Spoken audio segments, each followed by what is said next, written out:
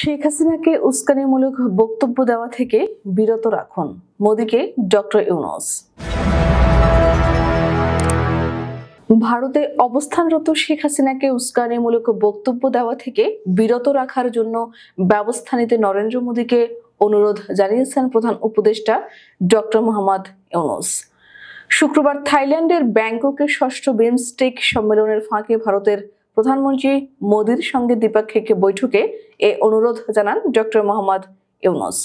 গত অগস্টে ডক্টর ইউনূস দায়িত্ব গ্রহণের পর মোদির সঙ্গে এটাই তার প্রথম বৈঠক। প্রধান উপদেষ্টার প্রেস উইং জানায়, দুই নেতার মধ্যে 40 মিনিটের এ বৈঠক ছিল খুবই আন্তরিক ও গঠনমূলক। বৈঠকে ডক্টর মোহাম্মদ ইউনূস বলেন, ভারতের সঙ্গে সম্পর্ককে যথেষ্ট মূল্য দেয় বাংলাদেশ। দুই দেশের মধ্যে গভীর বন্ধুত্ব পারস্পরিক ইতিহাস, ভৌগোলিক অবস্থান ও সাংস্কৃতিক সম্প্রীতির উপর প্রতিষ্ঠিত। 1971 সালে আমাদের সবচেয়ে কঠিন সময় ভারতের সরকার ও জনগণের অটল সমর্থনের জন্য আমরা কৃতজ্ঞ। দুই দেশের সম্পর্কের মধ্যকার চ্যালেঞ্জের কথা উল্লেখ করে অধ্যাপক ডক্টর ইউনূস বলেন, আমরা দুই দেশের জনগণের কল্যাণে সম্পর্ককে সঠিক পথে নিয়ে যেতে একসঙ্গে কাজ করতে চাই। তিনি গঙ্গার পানি চুক্তি নবায়ন এবং তিস্তার পানি বন্টন চুক্তি করার জন্য আলোচনার আহ্বান জানান। ভারতের প্রধানমন্ত্রী বলেন, নয়াদিল্লি সবসময় ঢাকার সঙ্গে সম্পর্ককে সর্বোচ্চ অগ্রাধিকার দিয়েছে। দুই প্রতিবেশীর ইতিহাস ওতপ্রোতভাবে জড়িত এবং বাংলাদেশের জন্মের সঙ্গে সম্পর্কিত। প্রধানমন্ত্রী মোদি অধ্যাপক ডক্টর ইউনূসের বিশ্বব্যাপী মর্যাদার কথা স্মরণ করে বলেন, ভারত সর্বদা একটি প্রগতিশীল, গণতান্ত্রিক ও অন্তর্ভুক্তিমূলক বাংলাদেশকে সমর্থন করে। তিনি বলেন, ভারত বাংলাদেশের কোনো নির্দিষ্ট দলকে সমর্থন করে না।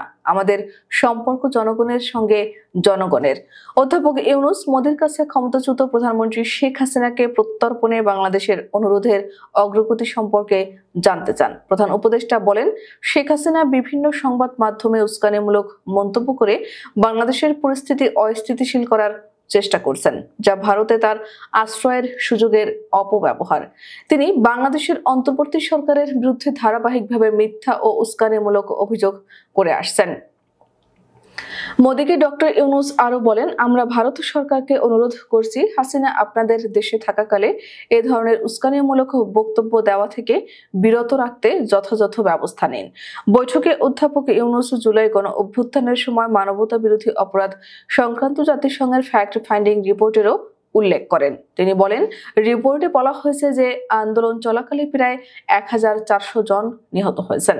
জাতিসংঘের রিপোর্টে উল্লেখ করা হয়েছে যে তৎকালীন প্রধানমন্ত্রী নিজেই নিরাপত্তা বাহিনীকে বিক্ষোভকারীদের হত্যার নির্দেশ দিয়েছিলেন এবং বিশেষভাবে নেতৃস্থানীয়দের গ্রেফতার, হত্যা এবং তাদের মরদেহ লুকিয়ে রাখার নির্দেশ দিয়েছিলেন। জবাবে ভারতের প্রধানমন্ত্রী অবশ্য শেখ হাসিনার মন্তব্যকে ঘিরে উত্তেজনার জন্য সামাজিক যোগাযোগ মাধ্যমকে দায়ী করেন। তিনি বলেন, ভারতের সম্পর্ক দেশের সঙ্গে কোনো ব্যক্তি বা রাজনৈতিক দলের সঙ্গে নয়। অধ্যাপক ইউনূস এ সময় সীমান্ত হত্যার বিষয়টিও উত্থাপন করেন এবং জোর দিয়ে বলেন যে সীমান্তে প্রাণহানির সংখ্যা কমাতে একসঙ্গে কাজ করলে শুধু অনেক পরিবারই বড় ধরনের যন্ত্রণা থেকে মুক্তি পাবে না, বরং আস্থা ও আত্মবিশ্বাস তৈরি করতে এবং ভারত ও বাংলাদেশের মধ্যে সম্পর্ক আরো দৃঢ় করতে সাহায্য করবে। প্রধান উপদেষ্টা বলেন, হত্যাকাণ্ড ঘটলে আমি কষ্ট পাই। ভারতকে এ ঘটনাগুলো ঠেকানোর উপায় খুঁজে বের করার আহ্বান জানাই। তবে এ বিষয়ে একসঙ্গে কাজ করার প্রয়োজনীয়তার ওপর জোর দেন দুই নেতা।